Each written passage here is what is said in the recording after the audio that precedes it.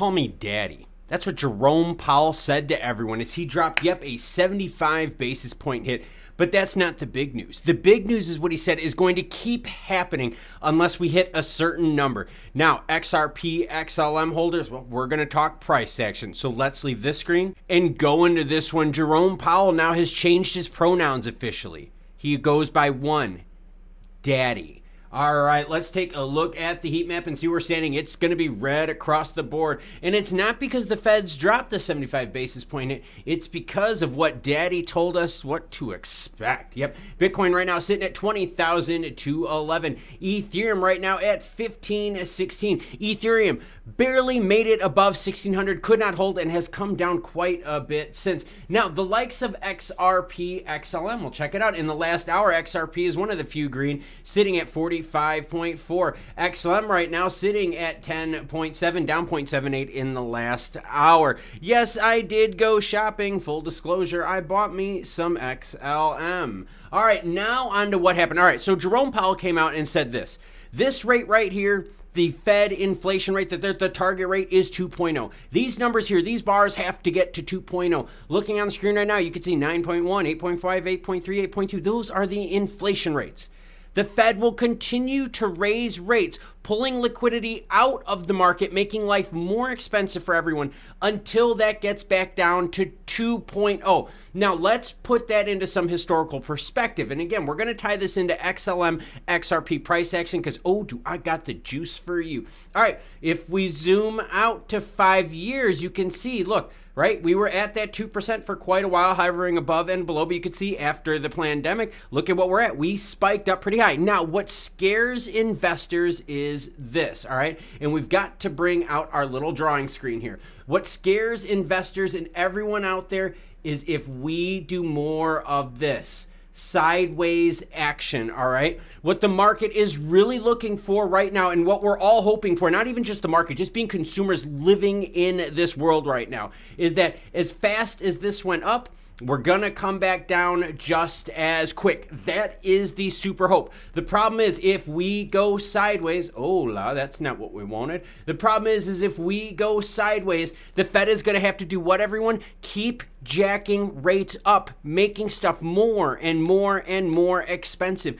Could you imagine how expensive home loans are going to be if they keep raising it 75 basis points every damn meeting? Right now, we are sitting at 8.2%, and we got to get back down to 2.0. So you can see here, the Fed's rate hikes, which they've done quite a few 75 hits in a row, really haven't slowed down inflation, which means, oh crap, we might be in some massive, massive trouble. Now, you're sitting there going, well, wait a minute, does inflation ever really pop up and come back down? Yeah, of course it does.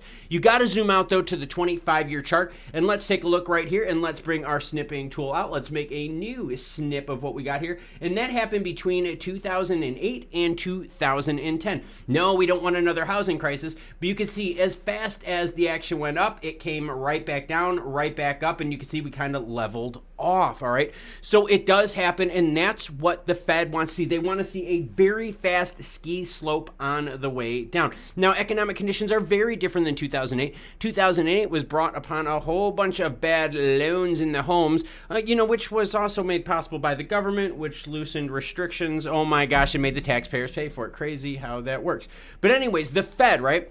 The Fed said, and Jerome Powell specifically said, hey, look, we're looking at CPI data and employment reports. Well, the next CPI data for us to learn, hey, if hopefully we get under 8.0, and I will tell you that right now, if you do not see a 7 as that first number in the next report, the market is going to shit itself. I kid you not. If we see that the Fed's jacking of rates at 75 basis points hits is not doing a damn thing, they're going to have to sustain those 75 basis point hits and take the Fed base rate up beyond anything you ever want to deal with.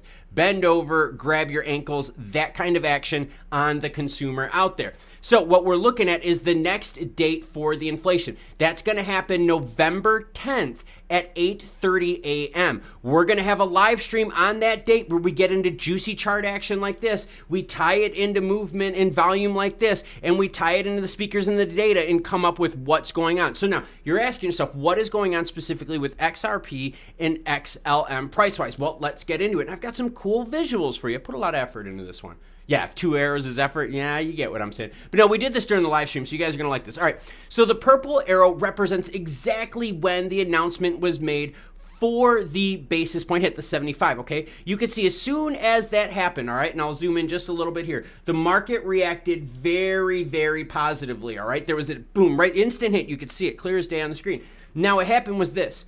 This was the market, and then all of a sudden Jerome Powell started speaking 30 minutes later, and that started right here. As soon as Jerome Powell was speaking, right, this half hour after the data was launched, you could see the market just went down, down, down, down. And the reason is because he said, we will continue to stay aggressive with these rate hikes if we do not see that inflation rate come back down. Jerome Powell even went as far to say that American families out there are in good shape savings-wise, and their savings can handle this kind of pressure from the economy and Fed. My thing to you, Jerome Powell, and don't worry, we'll get into XLM stuff, but my thing to you, Jerome Powell and government out there, should we really be using and taking advantage of the savings of families in this country? That's how families were actually starting to get ahead, by creating a savings. And you now are knowingly killing that savings, destroying the demand side of the equation. Shame on you, Jerome Powell and the Fed. Shame on you, United States government. Shame on you, a whole bunch of other governments out there.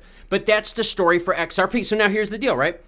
XRP price-wise will look like this, in my opinion, if we see bad CPI data. If the CPI data is not in the 7s and we're in the 8s and we're going sideways and the market's like, yo, 75 basis point hits aren't working, we're screwed. You will definitely see prices drop even further down. You could see mass erosion of pricing as there is no effect on inflation by the Fed raising rates. And then we worry about people getting used to inflation. You get used to highest prices and you're like, well, wait a minute, how does that affect all of this? Money works in 2 different ways, right? You've got like the macros, you've got like all the technical analysis, and then you've got the emotion. The problem is on the emotion side, and we have to talk about that because it's very important. On the emotion side of things, the issue is this. If high prices are high for a while, high becomes normal. That high feels like this. Then higher prices happen. If those stay for a while, those feel normal, then it feels what? Right back down here again. Before you know it, right, these increases, when you look at it and zoom out, they're huge, they're massive. You can become emotionally tuned into these increases, and that leads into hyperinflation. People getting so used to the idea of prices just skyrocketing. So it's extremely important that we pay attention to the CPI data. Keep your fingers crossed, not for the sake of the channel, not for the sake of anything that happens with XRP, XLM, none of that stuff, but for the sake of the economy. Keep your fingers crossed that this next CPI data that comes out is in the 7s and the first number isn't a damn 8. Now, moving on to XLM, you could see the same story, everyone. All right, so the purple arrow, again, represents when the announcement was made of the 75 basis point hit. Again, if you look at a half hour later, it's the same idea. Here's the action right here. Let's go over to here. Where's the half hour? Boom, he started talking, and there you go. The market slid down. Same story as XRP. Same story as almost all of the other cryptos out there. Here's the deal, and I'm not going to sugarcoat this. This is not for the algorithms. Whatever, all right? Honestly, if the government keeps messing up the way they are, and if Jerome Powell feels that he can use the American savings accounts out there, the savings of family that just started inching their way out, if he can use those tools to turn down the economy, I would say to you this. Why don't you tell the banks maybe to have more in holdings in themselves, more cash? Oh, you mean why don't we reel banks in just like we're reeling people in? No, they're not reeling banks in. They're letting banks do what they can to expand at this time. So those banks that are cash heavy, they could keep spending cash. They don't need to hold it in reserves. But that's kind of what the Fed is doing to us by jacking up rates. As the Fed jacks up rates, credit cards, home loans, auto loans, home equity lines of credit, business loans, all of those go up through the roof. And a bunch out there are going to say, well, Klaus, house prices are going down. They're going down compared to insanely high ceilings. If you look back, they're still way high compared to where they were pre-pandemic. So yeah, now you're paying for still super high homes, not crazy high homes, but super high homes, and you're paying more interest for it. Then you sit there and go, well, wait a minute, the rental market. Oh, you mean the same rental market that's been bought out by private equity groups that have cash. See, they don't have to deal with inflation like the consumer does. See, the consumer has credit card loans, auto loans, and all that. A lot of these private equity groups have so much cash they can outright buy stuff, which means, yeah, the interest rates may go up, it may affect us, but it doesn't affect them because they have the cash to weather the storm. Then those private equity groups, they buy all the homes in your neighborhood and they jack the rent rates up. So now the entire market is super inflated by people that have cash.